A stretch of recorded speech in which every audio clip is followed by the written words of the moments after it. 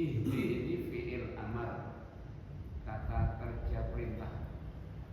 Jika perintah kepada zat yang lebih tinggi di atas kita, berarti kita memohon. Jadi memerintah kepada zat yang dimensinya lebih tinggi, namanya memohon, doa. Di ayat ini berarti ayat doa. Kalau perintah itu datangnya dari zat yang maha tinggi kepada bawahnya, perintah atau instruksi. Tapi kalau dari keberadaan yang makhluk seperti kita, memerintah Allah artinya berdoa, mohon. Ihdi maknanya ihdi, tunjukkanlah, hidayailah atau hidayahkanlah.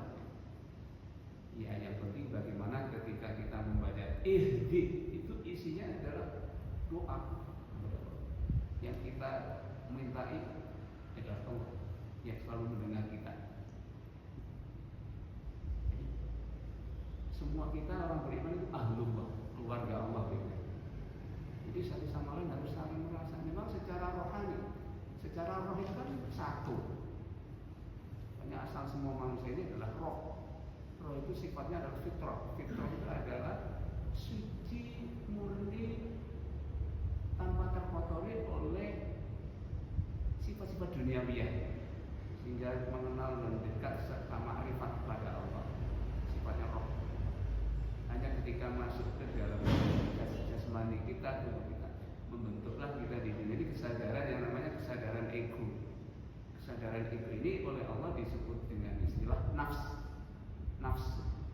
Kullu nafsin kullu nafsin dha'iqatul maut. Setiap nafs, nafs, setiap jiwa, ya maknanya banyak macam-macam ya. Kalau menurut sederhananya, kullu nafsin, setiap diri yang hidup. Karena kita ini punya kehidupan dasar, kehidupan biologis ya. Kehidupan biologis ini seandainya tidak ditiupkan roh kepada kita oleh Allah, sebagaimana dijelaskan dalam hadis Nabi yang sahih bahwa setiap manusia itu ketika berusia 120 hari di dalam perut ibu kan, tsumma yunfakhu fihi ruh, kan itu kan, ditiupkan roh oleh Allah. Dalam satu riwayat yang lain, malaikat roh ya, malaikat roh yang tugasnya meniupkan roh itu ke dalam jasad, maka timbullah qalb. Jadi diri kita itu ada nafs, ada qalb. Nafsun itu identik dengan syahwat. Jadi jiwa itu sifatnya biologis dan syahwani, sifatnya tertarik untuk menuruti kesenangan jasmani, makan, minum, seksualitas, kenikmatan dunia, materi. Jadi cinta dunia sifatnya nafsu. Tetapi kalau qalb itu adalah cerminan dari roh yang telah berintegrasi dengan badan kita, membentuk inti kesadaran itu namanya qalb.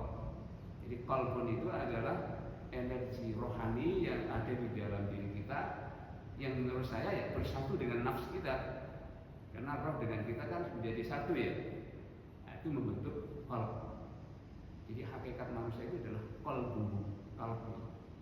Qalbun itu apa? Iya, pusat kesadaran kita itu qalbun. Sehingga oleh Allah qalbun kita, qalb kita itu menjadi alat untuk berpikir. Karena Allah berfirman dalam Al-Quran, afalam yasiru fil ardi fatakuna lahu qulubun yaqiluna biha, al-ayat. Apakah mereka tidak mau jalan-jalan di bumi? Jadi ini diperintah Allah loh ya Pak, kita jalan-jalan atau apa? Siru fil ardi, berkamasalah di bumi, berkeliaranlah di bumi. Ini namanya ya rekreasi itu lah ya. Kita tur itu kita diperintah oleh agama. Tapi dengan niat ya, apa niat? Ini mencari ilmu. Berjalanlah di bumi, kata Allah begitu. Afalam yasiru fil ardi, apakah mereka tidak mau berjalan-jalan di bumi? Ojo menengai, tidak boleh. Jadi orang beriman itu menengai, diam aja pasif, tidak boleh. Harus aktif rohani kita, qalbu kita. Sehingga kalau mau berjalan-jalan Bapak Ibu, maka fatakuna lahum qulubun yaqiluna bih, maka mereka memiliki hati yang bisa berpikir. Jadi hati ini akan terpancing oleh stimulus-stimulus yang kita lihat, dengan melihat gunung, melihat lautan yang begitu dahsyat, melihat apapun yang menakjubkan, maka kalau kita berpikir. Jadi aklun atau yakiluna, biar mereka berakal berpikir, tumbuhnya dari qalbu kita.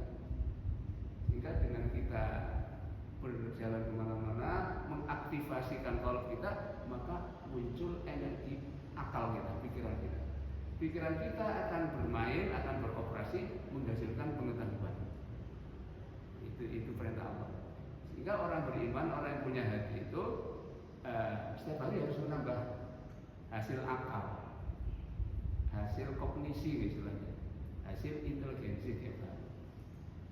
Makanya Rasulullah sendiri diperintah oleh Allah, wa qur rabbi zidni ilma. Dan katakan Muhammad, berucaplah kamu Muhammad, Rabbi zidni ilma. Jadi Nabi Muhammad saja diperintah oleh Allah untuk minta kepada Allah ilmu, Bapak Ibu ya. Rabbi zidni, ya Allah tambahkanlah untukku ilmu. Berarti apa maknanya itu? Nabi aja disuruh menambah ilmu setiap hari. Kok kita nggak mau lah? Itu kan? Ya makanya lagi-lagi saya sering mengatakan thalabul ilmi ini fardhun. Mencari ilmu itu menggunakan apa Bapak Ibu? Hati. Walaupun itu yakiluna biha, mereka bisa berpikir menggunakan akal dengan hati itu. Jadi hati itu sekaligus kita amat berpikir, tapi pikiran kita menyambung ke roh. Berpikir yang rohaniah, yang spiritual gitu. Rohaniah itu sifatnya adalah mengenal Tuhan penciptanya, mengetahui Tuhan pencipta yang hakikatnya Tuhan itu ya satu dalam Islam gitu. Tuhan yang esa, mengenal sifat-sifatnya, mengenal ajarannya, mengenal perintahnya, mengenal nilai-nilai kebaikan, mengenal makna-makna, maksud makna hidup. Jadi memahami makna itu qalbu. Sehingga seandainya kita tidak diberi Allah tiupan roh ketika kita waktu kecil, kita tidak bisa punya qalbu, tidak bisa berpikir. Contohnya, ya kambing itu, kambing, anjing, apa itu tidak diberi informasi Allah bahwa mereka hewan-hewan itu diberikan roh, enggak. Mereka kok bisa hidup? Bisa hidup. Karena hidup mereka hidup biologis. Ya ketika mereka lahir punya jiwa. Kambing punya jiwa, punya nafsu. Sapi, harimau punya jiwa, ular punya jiwa. Karena jiwa artinya adalah suatu yang hidup bernyawa dan punya kehendak, tapi kehendak biologis. Kehendak biologis itu sifatnya egois, sifatnya syahwaniyah, menuruti hawa nafsu. Apa itu jiwa? Jiwa kuda, jiwa kucing, jiwa ular, jiwa harimau. Ini jiwa. Jiwa bukan qalb, kan gitu nggih. Sehingga karena tidak punya qalb, tidak bisa punya berpikir, tidak punya menggunakan atau mengoperasionalkan qalbunya menjadi berakal, berpikir. Disinilah alhamdulillahnya kita nggih diciptakan sebagai manusia. Ya mudah-mudahan kita bisa menggunakan qalbu kita sehingga bisa punya pikiran yang menambahkan kita kesadaran atau makna-makna, termasuk makna hidup kita apa sih? Itu yang mengerti hanya manusia karena punya qalbu. Kita lanjutkan ke ihdina, tunjukkanlah kami ya Allah, tunjukkan as-sirata ing dalan. As-sirata akan jalan, sifatnya sirat al-mustaqimah yang tegak lurus, tegak dan lurus. Bahasa Jawanya jejeg, jalan kang jejeg. Tunjukkan kami jalan yang jejeg ya Allah.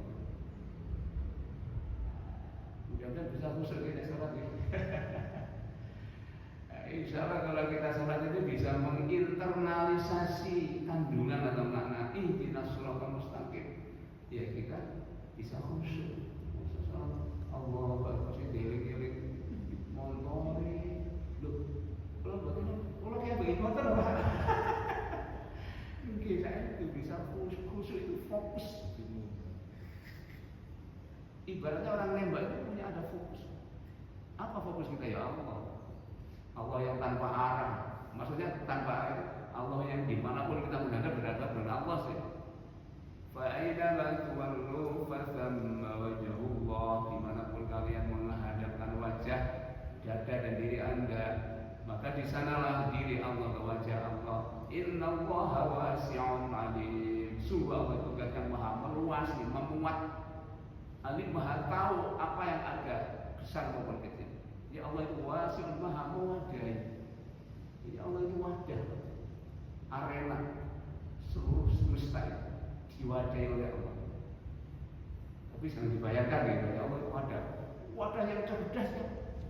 Tidak ada satu pun yang mewujud, baik yang besar seperti matahari, bumi dan atom terkecil yang kita tidak bisa melihatnya.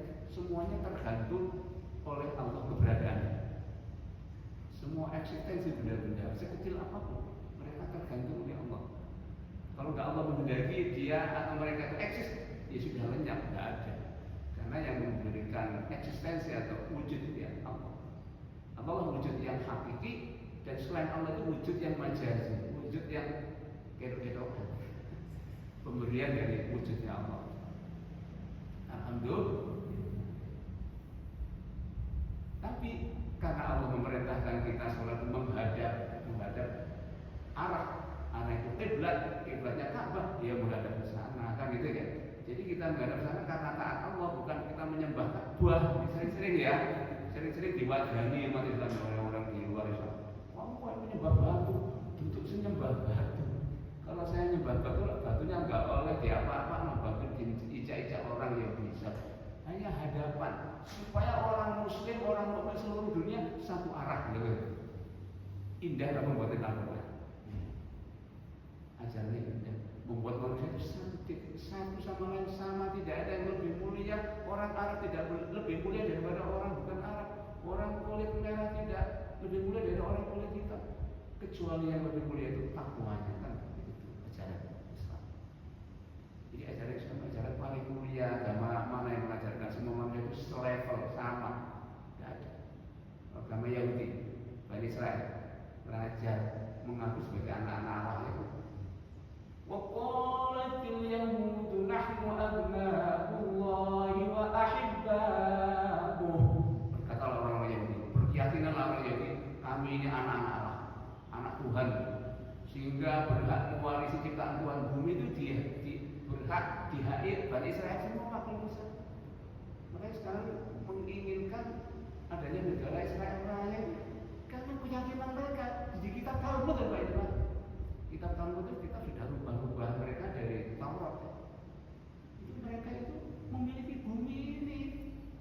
Nanti coba kalau menang betul dibiarkan, Mesir dikuasai karena apa? Bani Israel pernah ada di Mesir, kan ya? Lama di Mesir sekitar 400 tahun lebih. Ketika Nabi Yusuf diterima di Mesir sebagai wakil perdana menteri pertaniannya Raja Fir'aun Mesir. Berkembang biak di sana diusir, mungkin karena nakal. Karena mereka itu kekuatannya nakal, egois dan eksklusif Bani Israel. Sepeninggalan Nabi Yusuf, diusir, diperbudak lah gitu. Itu diperbudak di Mesir. Sebelum itu diperbudak di Babilonia. Babilonia itu nama sekarang Irak. Karena bukan Nezar membawa apa diporak-porak aja. Ya karena keyakinannya sudah eksklusif. Memandang orang manusia yang lain, bangsa yang lain, bangsa-bangsa binatang aja, bangsa setan lah gitu, karena mengganggu mereka. Karena yang berhak hidup itu mereka. Ini agama apa macam begini, tidak? Jadi agama yang memberikan hak yang sama semua manusia hanya Islam. Bayangkan, agama aja kan, la ikroha, nggak boleh ada pemaksaan dalam masuk Islam, nggak boleh. Allah nggak butuh. Saya ada manusia seluruh dunia ini kafir kan? Allah tetap Allah, Tuhan yang Maha Kuasa. Seandainya pun semua manusia iman pada Allah, Allah tidak bertambah mulia, tetap Allah. Jadi Allah nggak butuh. Waman kafara fa innallaha ghaniyyun 'anil 'alamin. Surat apa itu? Surat Ibrahim kalau tidak salah. Siapa yang kafir tidak percaya adanya Allah, maka Allah happy saja. Ghaniyun, Allah nggak butuh. Allah maha kaya, nggak butuh. Anil alamin, nggak butuh dari orang semesta alam itu kafir kan. Allah nggak apa-apa, nggak sedih kok Allah. Hanya Islam yang memprogramkan agamanya itu hanya untuk manusia. Manusia banyak menolak. Artinya secara humanisme nggak ada humanisme yang sejati itu kan kalau nggak Islam. Syariatnya atau peraturan agamanya Allah sempurna. Masalah tidur diatur doanya ya. Masalah sesuci istinja, kenapa cawik? Diatur ada doanya, ada nadhofah, ada toharah ya. Agama mana yang mengatur itu ya? Karena mereka itu hasut terhadap Islam, hasut terhadap kesempurnaan agama Islam, maka dimusuhi. Dimusuhi Islam itu siap-siap ya. Dimusuhi, dibenci. Karena agama ini langsung dari Allah. Aturan akidah dan aturan ibadah pun langsung dari Allah. Enggak dikarang-karang, agama dikarang-karang. Cara ibadahnya dikarang-karang. Itu enggak jelas. Udah enggak usah ngerasain. Ya kita artinya harus bangga ya, dengan agama Islam ini, punya Al-Quran ini. Kitab sucinya Al-Quran. Ya mudah-mudahan kita tetap minta hidayah Allah ya. Oh, ini kita diperintah Allah berdoa kepada Allah supaya diberi hidayah. Artinya hidayah itu hak prerogatif Allah. Jangan kok, maksudnya jangan ketika kita sudah bisa ngaji begini terus sombong, mesti oleh hidayah sampai mati ya oleh hidayah lo, itu namanya sombong. Gak boleh itu lagi. Kita tetap harus khawatir jangan hidayah saya ini karena saya sifatnya sombong. Maka sifat sombong itu bisa membuat hidayah keiman kita menjadi rawan dicabut oleh Allah.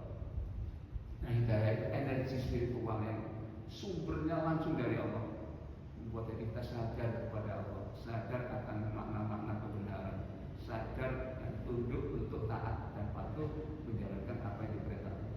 Hidayah dan bisa coplok ya, bisa coplok. Makanya kita diminta oleh Allah, dimohon Allah supaya berdoa terus. Minimal berapa kali kalau kita sholat itu berarti berapa rakaat gitu sehari semalam itu kita berdoa terus ihdinas shiratal mustaqim, tunjukkanlah kami ya Allah jalan yang lurus, jalan para nabi gitu. Jadi kalau kita bisa meresapi atau menginternalisasi kandungan dari apa ayat ke berapa ini Pak? Kenapa ya? Oh kadang-kadang ya. Tadi ayat berapa? Tunjukkan kami ke jalan yang lurus ya Allah. Itu harus kita resapi betul. Memang hidayah itu haknya Allah. Kalau kita nggak minta, Allah nggak menguatkan hidayahnya kepada kita, dia bisa merodol menjadi kafir. Banyak kisah para ulama 2 tahun sebelum balik murtad mana? Banyak. Paman Nabi yang membela mati-matian melindungi, iya meninggal dunia ditangisi Nabi. Nabi kemauannya supaya pamannya yang membela dan berjasa kepada dia dapat hidayah kayak beliau. Tapi apa? Allah beri contoh. Hidayah kan masuk. Hidayahnya masuk ke mana? Ke diri kita. Masuk ke hati. Makanya orang itu harus menjaga hati.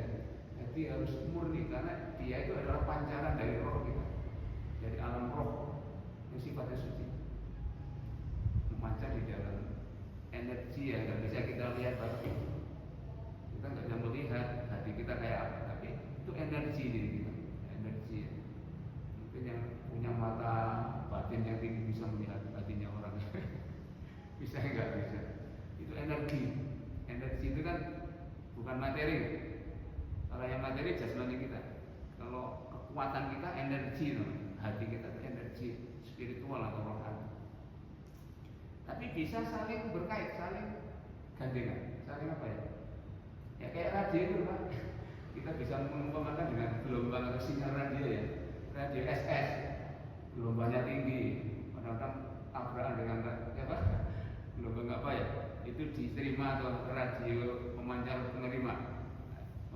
Rock suaranya jelas.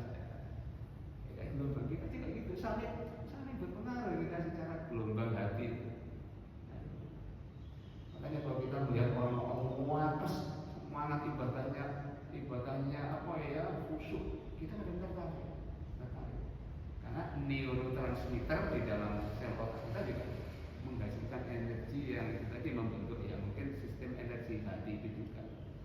Karena bersatunya roh dengan jasmani kita nggak bisa dijelaskan secara ilmiah sekalipun kayak apa hubungannya integrasi roh dengan jasmani. Itu tadi yang penting aspek hati ya aspek gelombang diri kita. Bisa malas, bisa tertutup, sombong, bisa terbuka wawasan. Nah, ketika hati ini terbuka, mudah masuk. Makanya orang-orang, khususnya orang Muslim, ketika ingin membandingkan dengan ajaran atau syariat Islam, hatinya terbuka, lu kemasukan. Tapi kalau hatinya ditutup, ibarat radio receiver penerima itu tuningnya ditutup, bisa nerima gelombang nggak? Tapi kalau tuningnya dibuka, hampir full gitu. Oh masuk gelombang. Seperti itu miripnya hati harus kita buka wawasan. Artinya nggak boleh sombong, nggak boleh menutup hati. Gitu. Ini sebagai bentuk kita berdoa pada Allah agar selalu diberikan hidayah. Selalu Pak. Nah termasuk kita hadir seperti ini kan dalam rangka apa? Supaya dapat hidayah semakin kuat kan betul gitu. Supaya jangan dinas kita tidak dapat hidayah karena bukan salah Allah saja, salah manusia sendiri. Kenapa aku menutup hatinya? Lah diberi pancaran gelombang seberapa kuat tapi kalau hatinya ditutup. Didongengi Al-Quran, didongengi hadis Nabi, tapi hatinya memang tertutup, ya nggak bisa masuk hidayah. Padahal selamanya Allah itu memberikan pancaran hidayahnya. Allah itu selalu Al-Hayyu, Maha hidup dan Maha Qayyum, Maha memanggil semua yang ada itu. Selalu memancarkan hidayahnya. Kan dalam surat apa itu? Saya lupa suratnya. Wallahu yad'u ila daris salam. Allah itu mengajak berdakwah. Allah itu dai Pak, kepada semua manusia ila daris salam, ke negeri keselamatan yaitu surga. Wa yahdi, dan Allah memberi hidayah dan Allah menunjukkan may yasha, orang yang mau. Man yasha, orang yang mau. Orang yang mau berarti orang yang membuka hati kan itu. Wa yahdi may yasha'u, dan memberi hidayah, memberi arahan petunjuk orang yang mau ila siratin mustaqim. Orang yang mau, yang enggak mau, dalam arti enggak mau itu menutup hati, diberi nasihat seberapapun ya, kayak gelombang radio ganti, ya disetel radionya, diberi tegangan listrik hidup, tapi tuningnya di nggak kemasukan di sinyal hidayah itu sinyal dari ilahi. Al hidayah itu utawi maknane hidayah. Bukan maknane hidayah ya. Al hidayah itu utawi hidayah atau petunjuk.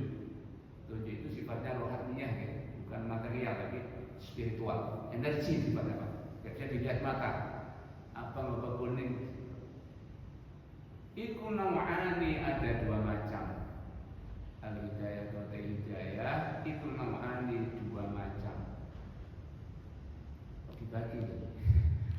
Ada dua macam hidayah. Penjelasannya yang pertama hidayah taufiqin. Yang pertama hidayah taufik. Kenapa? Kata gue hidayah taufik, hidayah taufik. Makanya kita kan sering ya, mudah-mudahan kita diberi taufik. Apa taufik itu? Hidayah, taufik. Jadi macam hidayah pertama namanya hidayah taufik, hidayah taufik. Wahia utawi hidayah taufik iku khossatun, spesial, khossatun tertentu billahi ta'ala, milik Allah subhanahu wa ta'ala, tertentu dari Allah subhanahu wa ta'ala. Billahi berasal dari Allah subhanahu wa ta'ala, dengan Allah subhanahu wa ta'ala maksudnya berasal dari Allah. Hidayah taufik itu hanya Allah kata maksudnya Pak. Manusia tidak bisa memberi taufik. Memberi taufik itu, memberi taufik itu dari kata waffaqa yuwaffiqu taufiqun wa waffiqni 'amalan shalihan. Gitu ya. Zidni ilman nafi'an warzuqni fahman wa waffiqni. Waffiq berilah taufik. Ya, karena terjemahnya taufik pertolongan, ya. Bantuan atau pertolongan, energi rohani dari Allah. Wahya utawi hidayah taufik, hidayah yang berupa taufik, taufik dari Allah, taufikullah, ya pertolongan Allah. Itu khosatun hanya tertentu billahi dengan Allah Ta'ala, dan yang maha tinggi. Jadi Allah Ta'ala saja yang memiliki taufik. Saya tidak punya. Nabi Muhammad pun tidak bisa memberi taufik. Hidayah taufik. Sebagaimana firman Allah, wa minha, dan setengah dari hidayah taufik, wa minha, dan itu setengah saking keterangan hidayah taufik, iku qauluhu, firman-Nya Allah Azza wa Jalla, Maha menang dan Maha agung. Di firman Allah ada yang menerangkan bahwa Allah punya hidayah taufik, hidayah berupa taufik atau pertolongan Allah. Ini kan firman Allah, innaka la tahdi man ahbabta walakinna Allah yahdi man yasha. Innaka satemene sira Muhammad, innaka satemene engkau, innaka sesungguhnya engkau wahai Muhammad. Ini ayat ini diarahkan fitopnya atau sapaannya pada Nabi. Sesungguhnya engkau wahai Muhammad, ikulah tahdi, tidak bisa memberi hidayah. Engkau Muhammad, walaupun kamu Rasulku, utusanku, la tahdi, tidak memberikan hidayah, tidak bisa memberikan petunjuk. Man ing wong ahbabta kan cinta sapa engkau, ahbabta kan demen sapa engkau. Artinya engkau tidak bisa memberi hidayah orang yang kau cintai, pamanmu sekalipun. Kamu inginnya terlalu kuat, mudah-mudahan paman Abu Thalib ini mendapat hidayah sampai meninggal dunia, ya tidak dapat hidayah. Kenapa itu? Tapi ini ikhtilaf ulama, ya, ulama sejarah. Apakah Abu Thalib itu mati dalam iman atau masih tetap mempertahankan milahnya, agamanya, ya agama jahiliyah. Ini banyak ulama yang semoga Allah yang Maha Tahu mengagumi beliau karena jasanya yang ikhlas.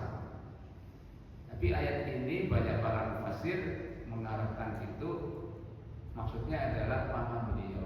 Kamu kepingin pamanmu sih dapat hidayah iman, dan saya memberikan pertolongan kekuatan, jadi pertolongan kekuatan untuk beriman. Iman itu energi, gitu, kekuatan di iman. Gak bisa dilihat mata. Iman, takwa itu sifat-sifat kalbu kita, rohani kita, gak bisa dilihat mata. Dia ya energi juga, energi kesadaran juga. Nah itu iya Allah Subhanahu Wa Taala. Gak bisa memberi hidayah orang yang kau cintai sekalipun. Walakinna Allah, tetapinya Allah, walakinna, dan tetapinya Allah iku yahdi, memberikan hidayah, tunjuk, berikan taufik, ya, man pada orang yasha'u, yang berkeinginan atau mau, siapa man. Nah, ini para ahli tafsir juga, yasha'u itu fi'il mudhari', fa'ilnya adalah dhamir huwa itu kembalinya pada man, bagi orang yang mau, ya. Apa huwa itu kembali pada Allah, Allah yang mau. Ini sama benarnya juga. Jadi Allah memberi hidayah orang yang mau, maksudnya orang buka hati, begitu pemahamannya. Atau dipahami Allah memberi hidayah orang yang Allah kehendaki, walaupun dia tidak ada kemauan. Anaknya mungkin karena doanya orang tua sangat kuat, mudah-mudahan ya Allah ini dapat hidayah. Akhirnya walaupun dia tidak berusaha dapat hidayah, tiba-tiba dapat hidayah. Itu juga mungkin terjadi, kan? Mungkin terjadi. Nah, kalau dikembalikan ke pertanyaan lu, Nabi Muhammad kan kemauannya tinggi, mendoakan sangat, habis-habisan agar pamannya Abu Thalib itu iman. Kok ya ayat ini menunjuk ke situ? Kau tidak bisa beri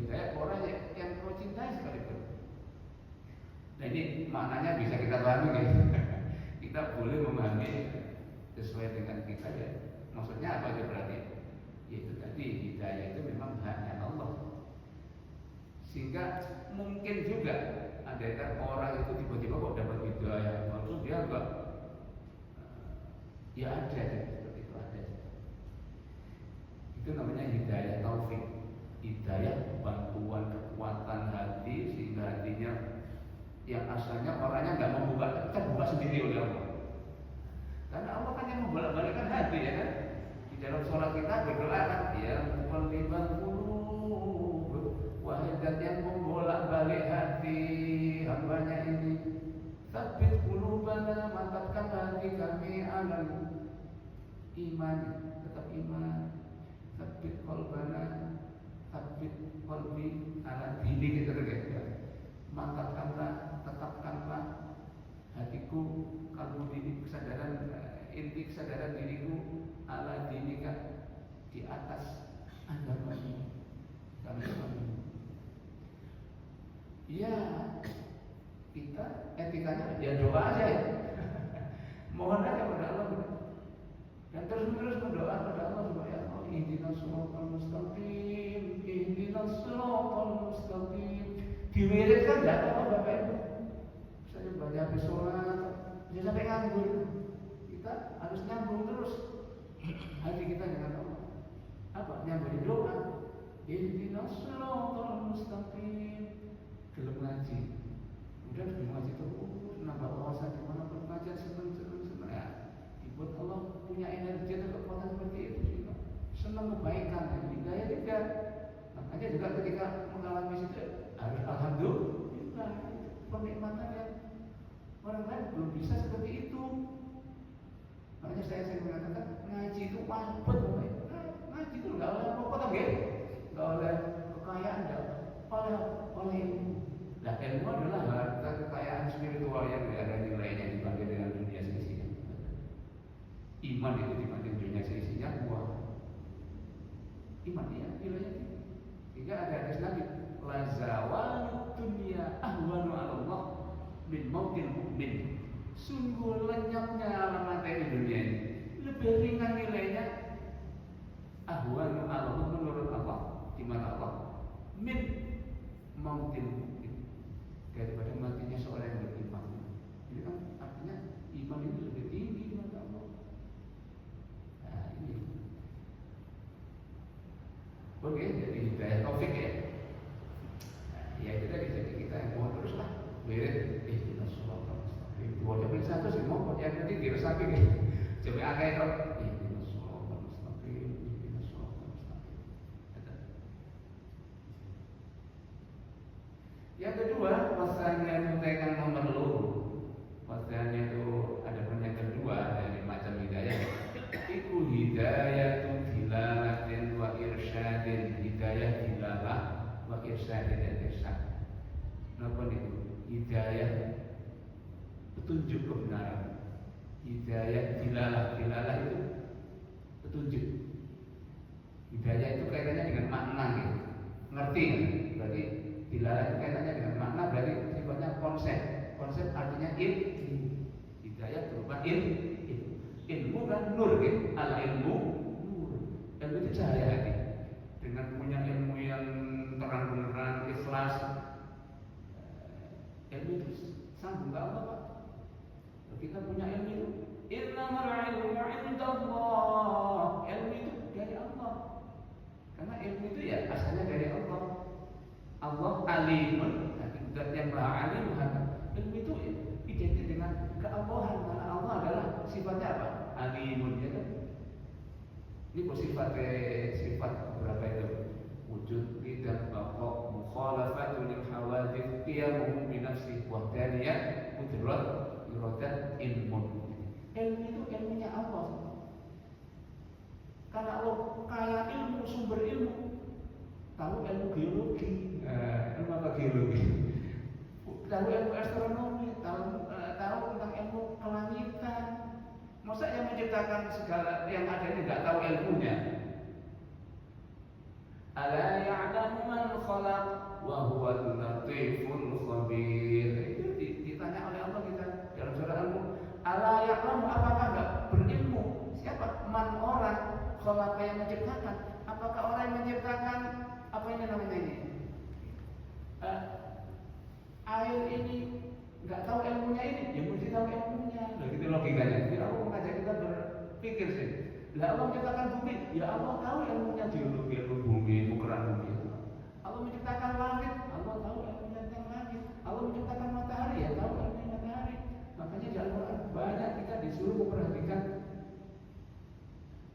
wa ila as-samaa'i kaifa rufi'at wa ila al-jibali kaifa nusibat.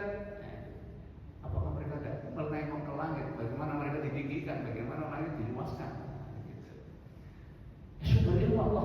Jadi itu saja apa? Hidayah dilarang, hidayah ilmu atau makna. Hidayah berupa makna, dapat ilmu dari Allah. Itu hidayah Pak. Mudah-mudahan kita dapat ilmu barokah ya. Walaupun sekecil apapun ilmu, asal ilmu itu kebenaran, hidayah itu. Hidayah itu hidayah ilmu, petunjuk ilmu. Wa irsyad dan irsyad arah. Irsyad itu konseling. Wa irsyad pengarahan jalan hidup, pemahaman makna atau makna hidup.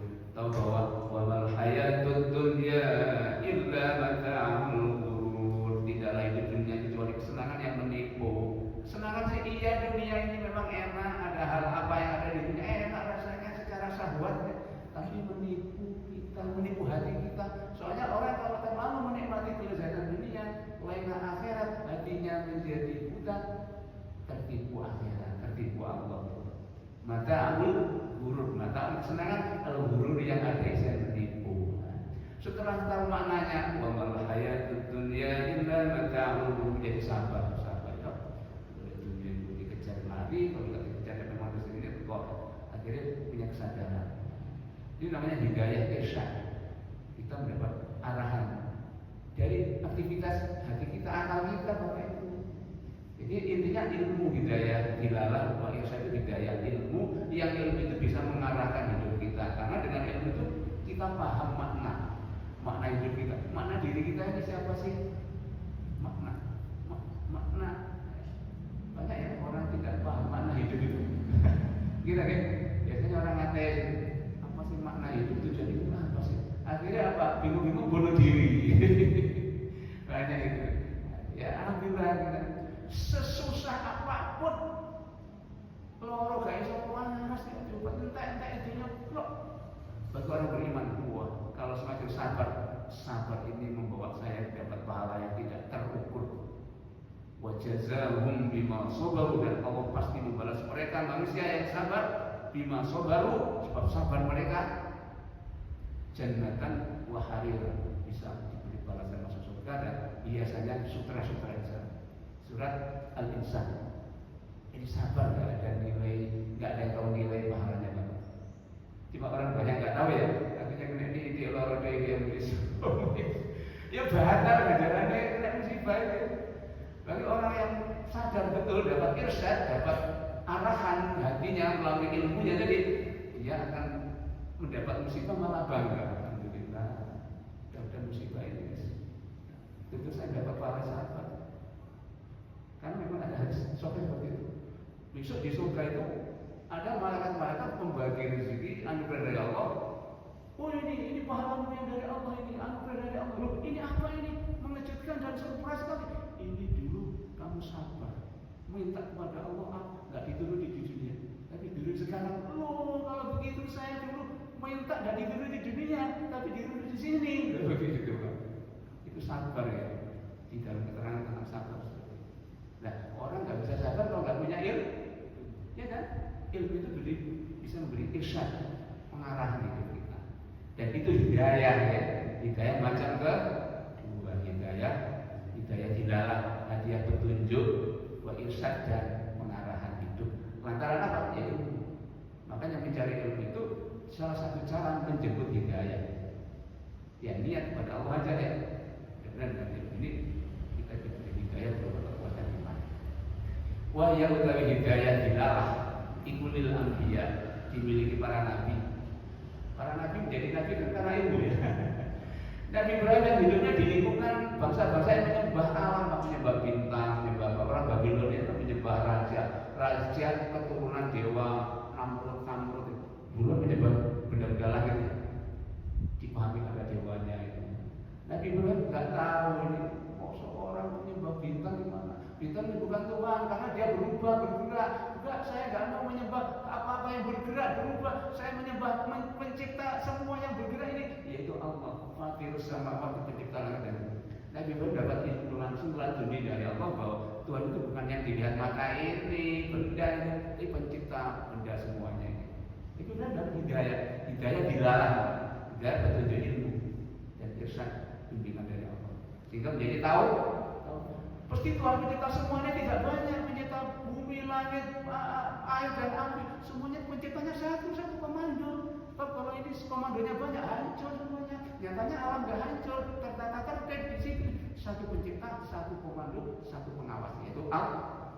Sehingga itu Nabi Ibrahim disebut dengan Nabi Bapak Tauhid, karena yang menyadari dan mengetahui konsep Tuhan itu Esa, Wahid. Diteruskan Nabi Muhammad SAW.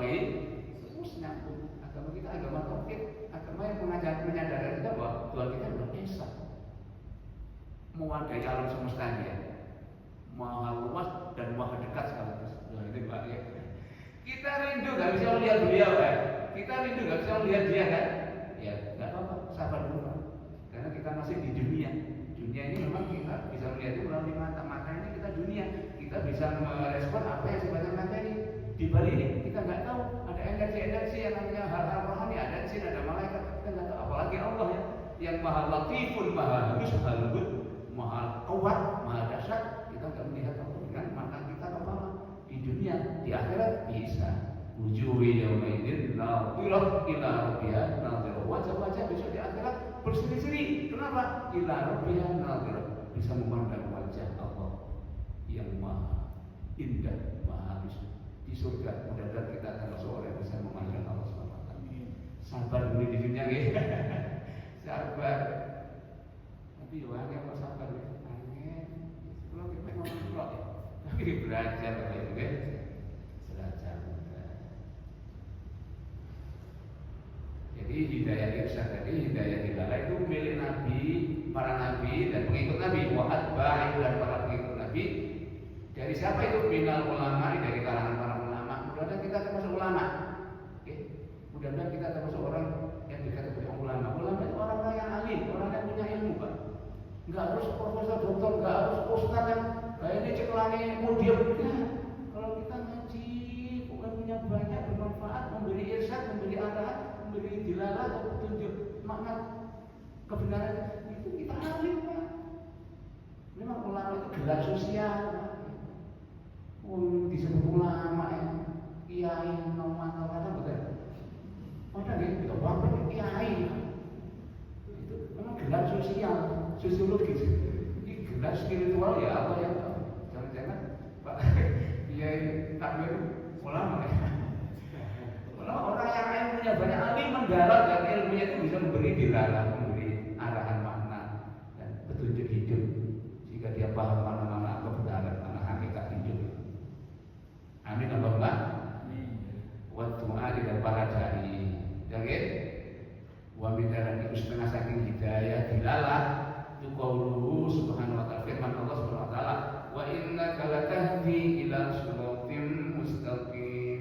Wa innaka sesungguhnya engkau wahai Muhammad iku latahdi, betul-betul bisa memberi arahan atau petunjuk ila siratim mustaqim, ke jalan yang tegak lurus. Kalau ayat ini dalil dari hidayah model kedua ini, hidayah dilalah dan hidayah petunjuk. Ada apa? Nabi Muhammad bisa memberi ilmu dari Al-Quran. Jadi Nabi Muhammad itu pintar karena Al-Quran, Bapak Ibu ya.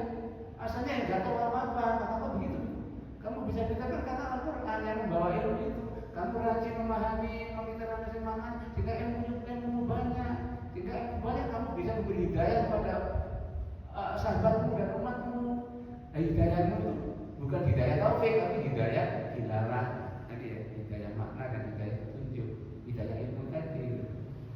Nah, tugas kita mencari ilmu ya, supaya kita dapat hidayah yang disampaikan melalui Nabi Muhammad itu. Ilmu agama Islam. Ya, mudah-mudahan yang Oke.